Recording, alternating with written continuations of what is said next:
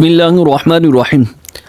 हजूर सल्लल्लाहु अलैहि वसल्लम ने इरशाद फरमाया, आपने फरमाया कि जो शख्स ये कलिमात कहता है अल्लाह उसको 4 करोड़ नेकियों का सवाब अता फरमाता है। वो क्या है? अशहदु अल्ला इलाहा, ये कलिमात कहने, अशहदु अल्ला इलाहा इल्लल्लाह वहदहु ला शरीका लहू इलाहन वाहिदन अहदन समदन लम यत्तखिज़ साहिबतन वला वलदन वलम यकुल लहू कुफुवन अहद।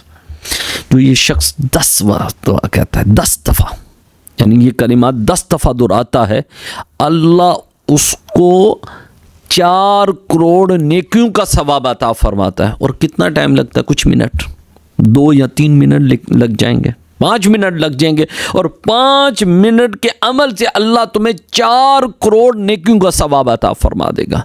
और जब भी नमाज के बाद इसको 10 दफ़ा पढ़ लिया करें, हर नमाज के बाद पढ़ लिया करें, तो अल्लाह तबारक ताला तुम्हें 4 करोड़ नेकियों का सवाब अता फरमा देगा। ये जामे तिर्मिज़ी की हदीस मुबारक 1400 नंबर हदीस है, ये नोट कर लें।